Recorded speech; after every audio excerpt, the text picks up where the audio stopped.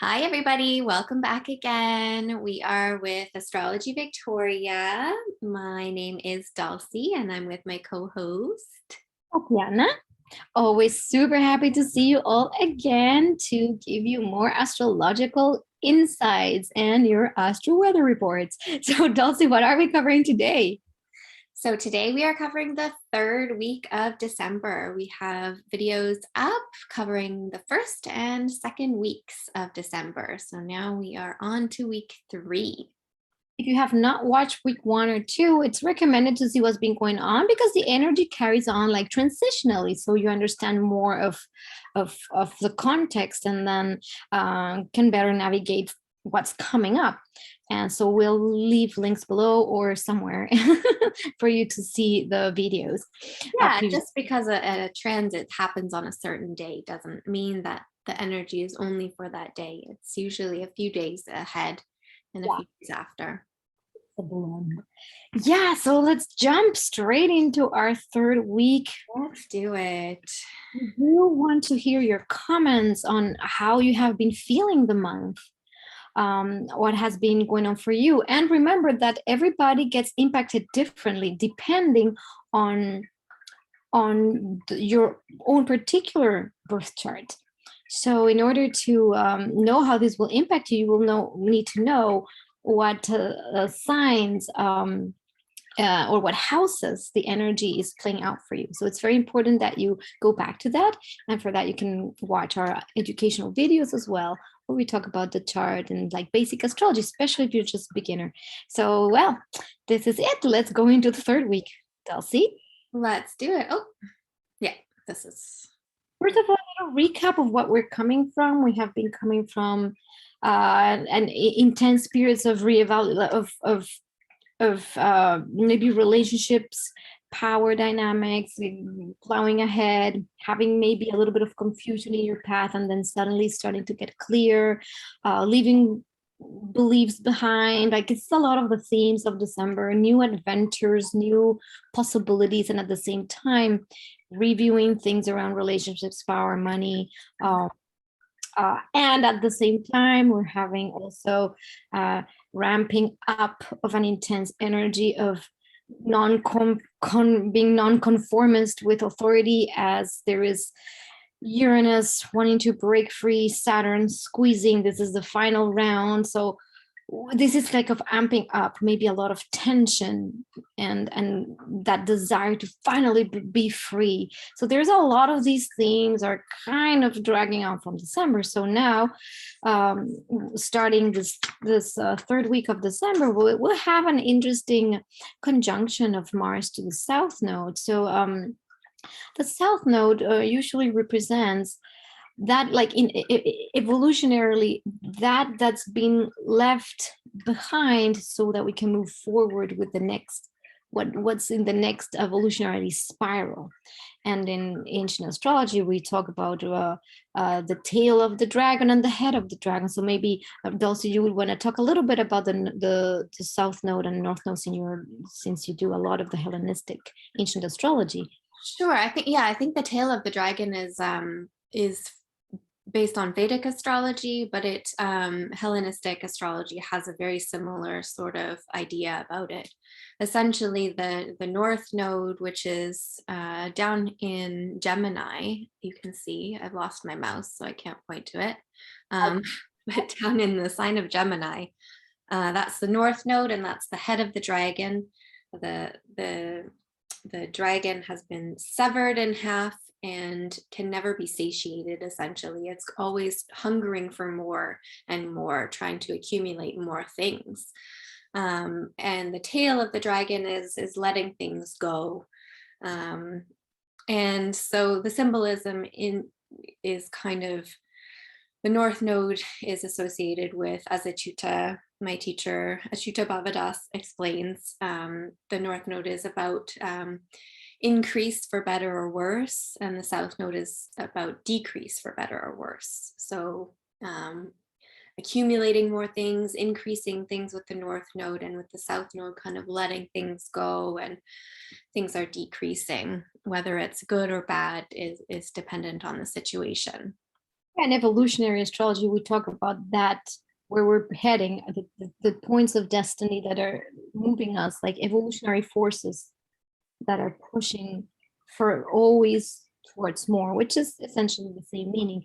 And so the reason why we're measuring this is because Mars is going to be conjunct the South Node, and whenever a planet comes in contact with the South Node or the North Node, there is an emphasis of the energy of that planet relayed in relation to what we're leaving behind or we're moving towards. And in this case, well, Mars is in Sagittarius, and we've discussed extensively the Sagittarian energy of meaning, belief. It's the Crusadum energy a little bit with Mars, what we fight for. We fight for what we believe in, and we take action towards what gives meaning to us. So with the South Node, there might be like maybe some things coming up to question if there's things that we used to fight for and be really like adamant about, that maybe might need to no longer be there. Maybe there's new things to embrace and new possibilities and things that give us meaning that are possibly different, that are no longer what we're attaching to. And this ties into the whole eclipses that we've had. Like, it all ties in the same way. This is why things kind of go, and a lot of the planets that have gone through Sagittarius, all of them have conjuncted the South Node at some point. So it is clear that there's a questioning about our beliefs and what we're really letting go. That's it. Shift in beliefs. So that's that. We'll have that on December 15th. Yeah, the theme of shifting our beliefs has been quite prominent, with the eclipses being on the axis of Sagittarius and Gemini, and with all this Sagittarius energy.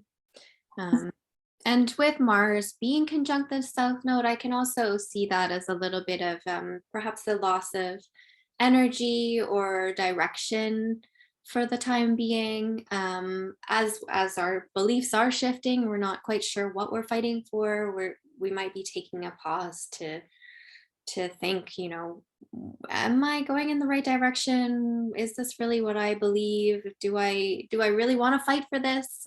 Is it worth fighting for this right now? Yeah, just taking that pause, I think. Yep. Yeah. All right, let's the entry of our third week, carrying on with all the other themes. So we still have, and then we'll have December 18th. Yeah, I'm just finding my mouse. Oh, get you my cat. My cat Neptune. Your cat can do it. Okay. So what happens is, there we go. I can't see it, but I can see as it moves over things. Find your mouse.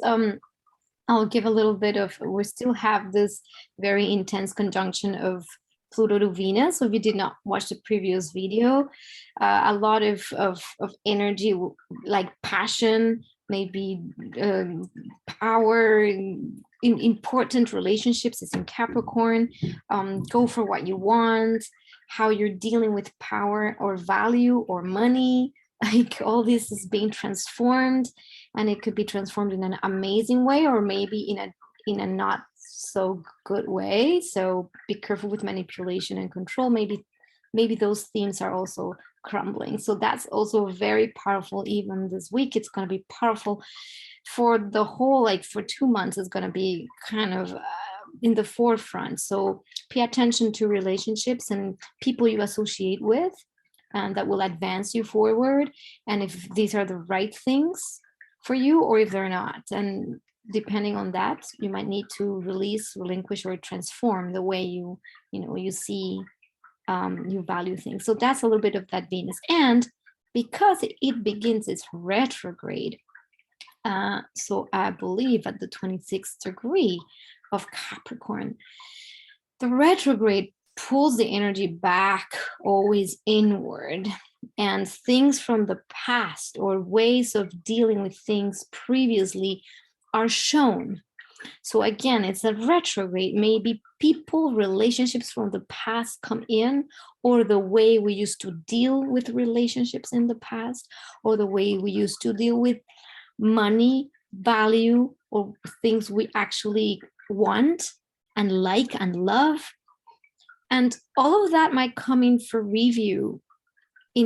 Could come in many different ways. So it depends where in your chart it falls, but it's going to be important, because whatever area of life Venus and Pluto are in your chart, that's the area of life that's wanting an overhaul with respect to what you value and what you are really going to commit to as well. Capricorn has this energy of, it's a very committed energy, I feel, as well. And it's very serious, and it wants what it wants, and it will get what it wants. So what are you wanting, and what are you really not wanting? Because if you're not really wanting it, well, you will be in for maybe some toxic relief. This is like with Pluto, there's no escaping looking at the shadow side. And with Venus Pluto, we will look at shadow side of relationships mostly, and the desire and the nature of desire. And if that is really advancing you and it's positive in your life, again, in astrology, it's not good or bad, is how do you deal with that energy question.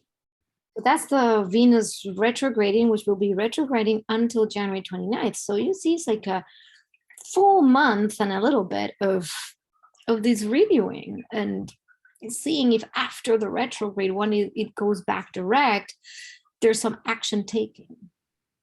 So how are you going to live this? This is going to be very, very prominent in your life.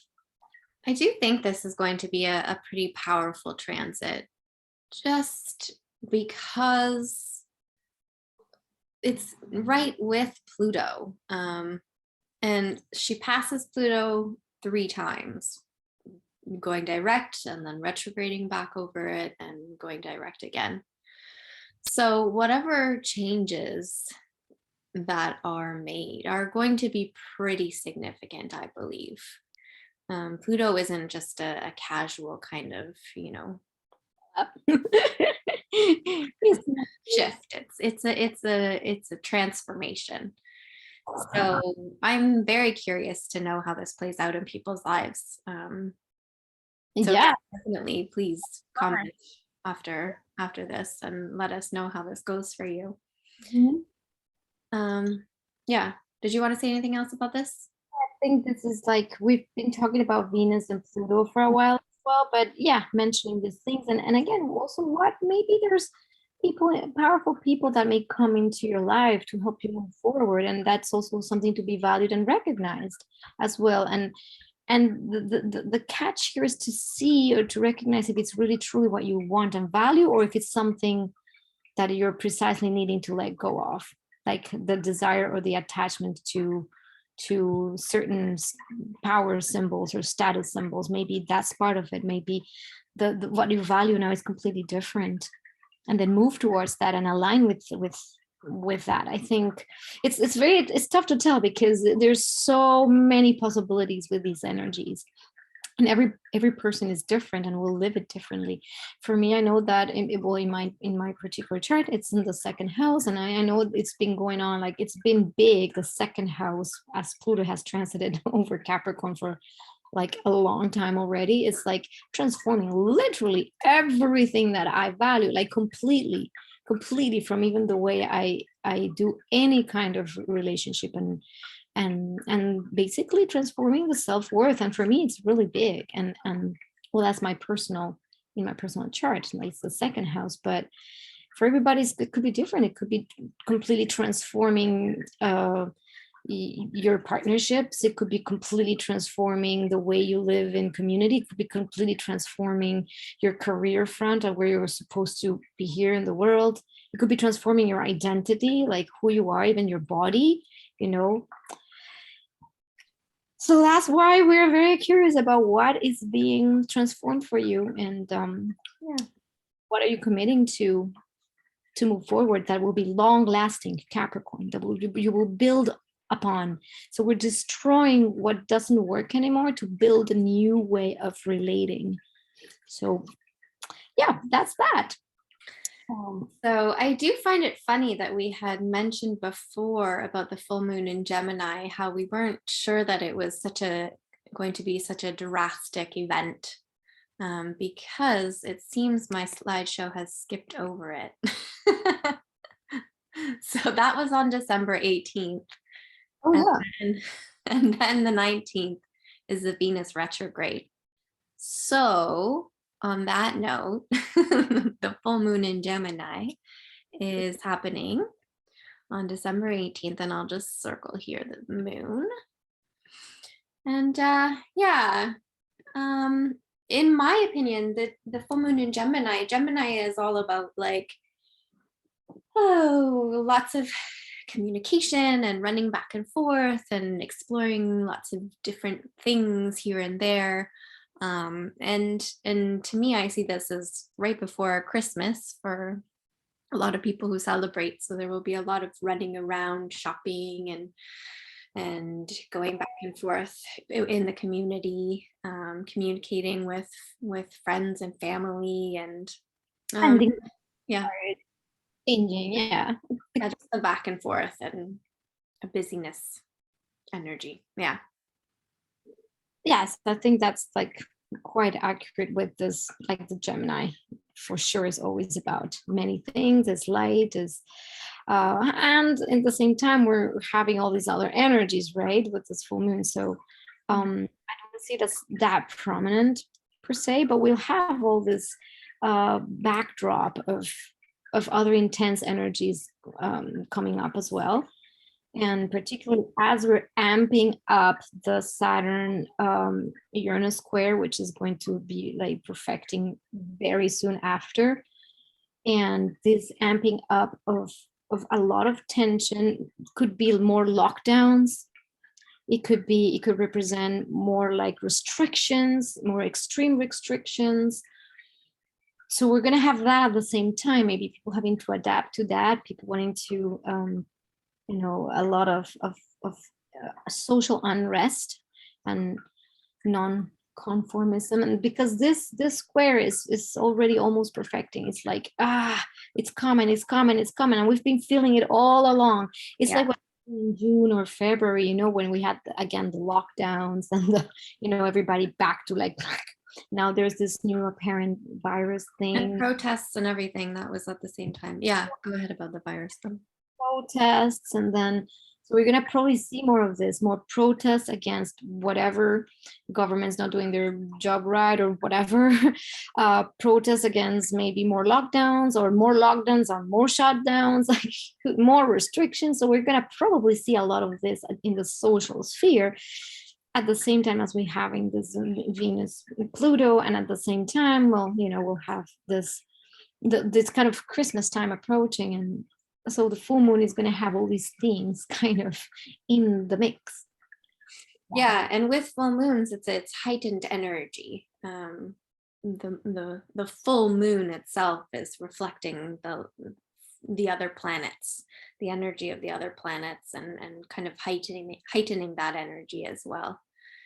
So there could be a lot of, again, back and forth messages regarding the situation. It's not just necessarily like maybe, it's Christmas. It could be also, lots of messaging around, like going back and forth, a lot of that.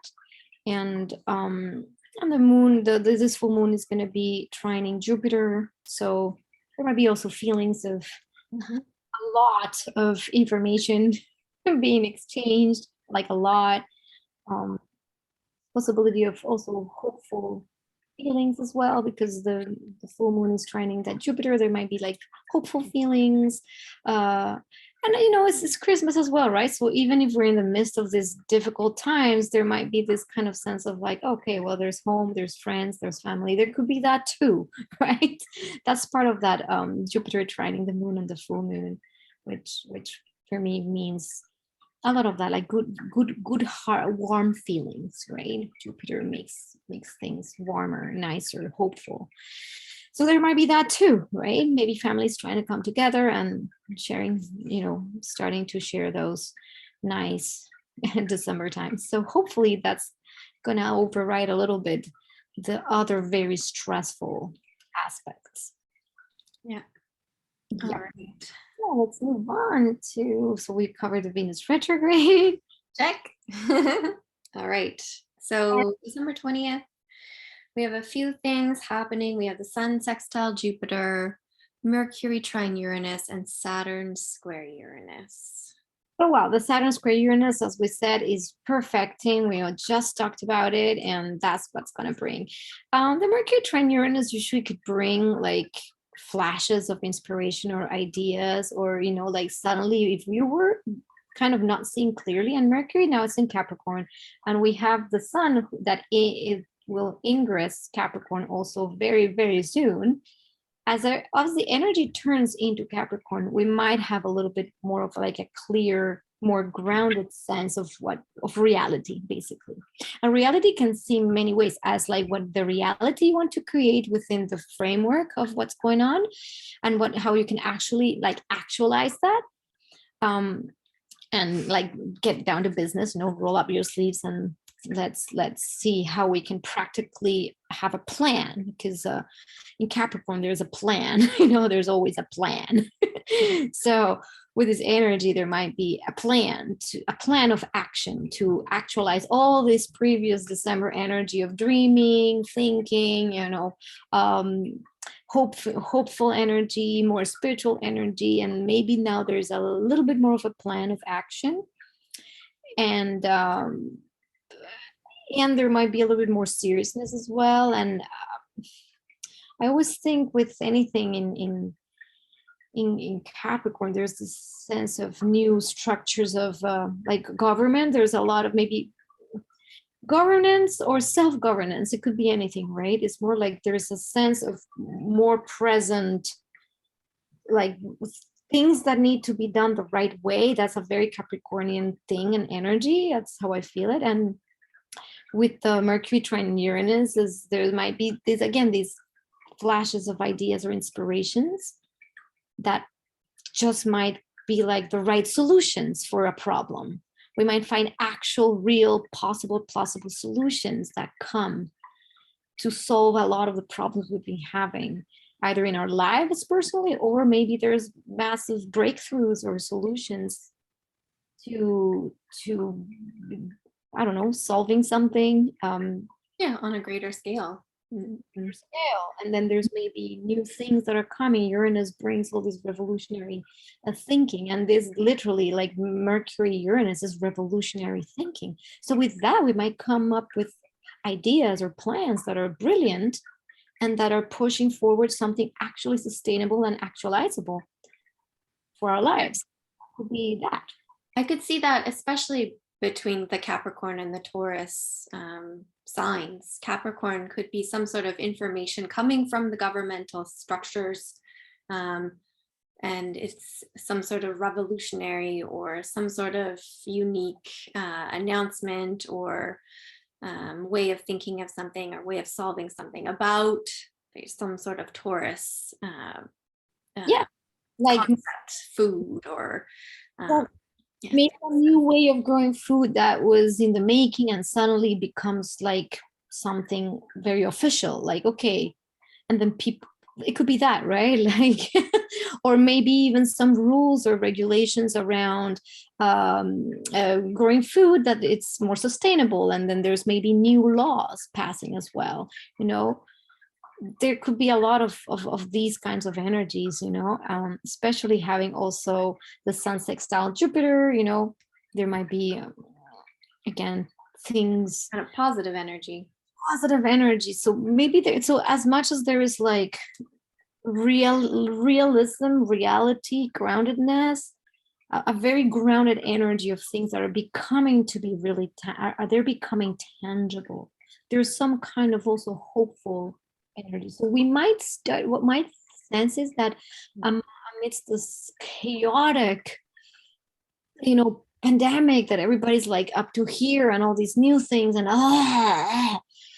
there's gonna start being things that are slowly going to shift, especially with that Pluto Venus as well. Like as people shift inside in their values, their desires, as there's these shifts coming on, there might be also these hopeful new avenues for new things to be really literally burst. And this is I think what we've been waiting for. And I think 2022, 2023, like is going to keep pushing into these new things. So we're going to start seeing popping up all these new things. For example, and this is kind of super cool. I was on YouTube and then I see an ad for a compostable, a composting bin made by a company called Pele. I'm not remember right now, but it's like a super radical technology to put your compostable things inside the bin, and you push a button and it composes, and you can use the dirt. You know, it's like it composes right then and there, so you can have it in your kitchen. And I was like, wow, talk about these kinds of new things that are related to how we process, stuff and the earth. And I'm like, yeah, and that's a very plutonic thing to do, composting. And then there's a new technology, right, that comes in. And I even thought like, oh my gosh, I want one of these for Christmas, and it's a Kickstarter campaign as well. So you see, there's all these new ideas, new things, new technologies, new ways of doing stuff that could come in that are solving actual problems that we have today, that to make more sustainable life later. So you see, this is kind of hopeful. This is what I'm talking about, like the best of the energy always plays out like that. So anyway, that was my my take on all this. What do you have to say, Dulcie? No, I don't have anything to add to that. I think that's all great. And I think we just have the Saturn square Uranus, which we've been alluding to quite a bit. And that's not necessarily happening on this day. I think it goes exact on the 24th. But we'll be feeling it for quite a while before and after. It's yeah, we might have some maybe shutdowns or lockdowns on Christmas. Who knows? Hopefully not. Yeah, I mean, if that happens, regardless of where you fall on the political spectrum, everybody's frustrated, I think, by that. Yeah. And yeah, it's tough to feel like we're going backwards again after 2 years of this. Will be a tough pill to swallow if that is the case. So yeah, keep hopeful, keep realistic, keep the, when we have a lot of this Capricornian energy, which is a little bit of like a too serious energy, keep the hope in all the new things to come. Don't get discouraged. I think that's the message always is, don't get discouraged. Don't get discouraged. We still have kind of a small active sextile to Neptune as well. I mean, out of orb a little bit, but there's always this hope that comes from somewhere else, this divine push. So if we stay kind of focused on that too, and knowing that everything we're creating comes from something much, much broader and bigger, that Neptunian field, then we'll be fine. Otherwise, it could be very challenging, right? Especially if this end of December might be a little bit challenging in that sense. Mm-hmm. Yeah, so then we have, I think, December 21st, the ingress of the sun in Capricorn. Is that it? Yes. So that will be like our last of our weeks. Okay, and just with the Saturn Uranus, actually, just archetypally, it's kind of Saturn being structures and limitations and responsibility and reality, versus Uranus being wanting to break free, express individuality, to be unique and have alternative thoughts. And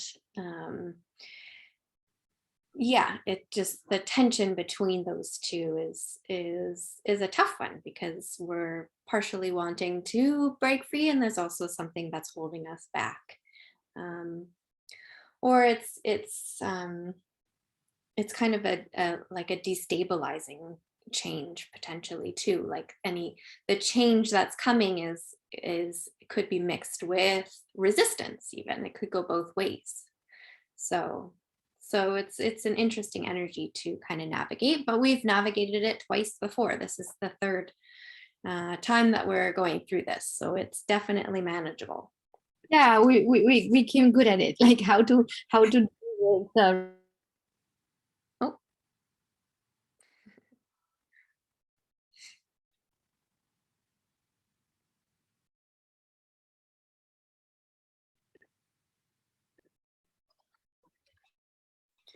okay, let's move on to the sun entering Capricorn. Yeah, we did talk a lot about the Capricorn energy. You really want a thorough description of the Capricorn energy, you can always turn. It's very thorough, but we've been mentioning this more serious energy is the winter. It's the go-getter energy in the sense of the slow and steady building of sustainable things.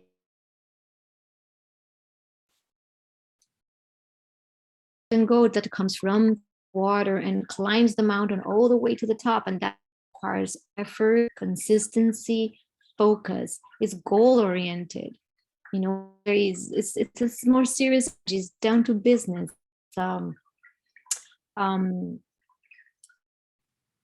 There's like an integrity to the process of the Capricornian energy. Things are done. It's one that goes to the top, and it's very structural. It creates things, it grounds things. It's a yin sign, but it's a creative sign that gets things done. It's a cardinal earth. So it's the impulse to do and create something and make it last long. So the raw energies planet there makes things open, manifesting things in the real world that will last long. So that's that. So when the sun enters there, what do you think, Dulcie, the sun does when it enters Capricorn? So happy birthday to the Capricorn people.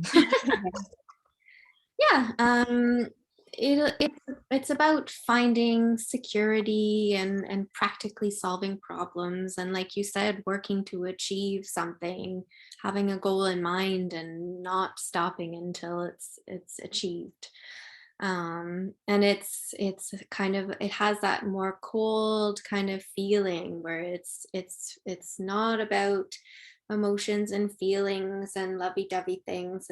It's about putting in the work that's needed in order to ensure that there is structure and order and safety and security, and that everyone has what they need to survive and hopefully thrive. Yeah. So yeah, we have the sun entering Capricorn, and then as we saw previously, lots of planets there. And so this is officially the sun enters in a sign for the month. And this energy will be accompanying us for like the rest of December and into January. So yeah, this is, I think, that third week.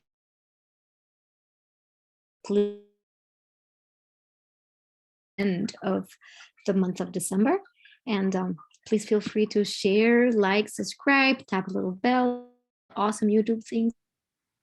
Yeah, because we're awesome. And it leave comments as well. Your internet is unstable again, Tatiana, but I think we're getting the gist of what you're saying. You're kind of wrapping everything up. Bye. Sorry. Bye. All right. Well, yes, as Tatiana was saying, thank you so much for joining us, and that's the end of our week 3 presentation about the astrology of December. So we will be back with the final week of December, and we look forward to seeing you. And please feel free to comment and share with us how this is all affecting you, how this is playing out in your lives. All right. Thanks so much, guys. Thanks, Tatiana. Bye.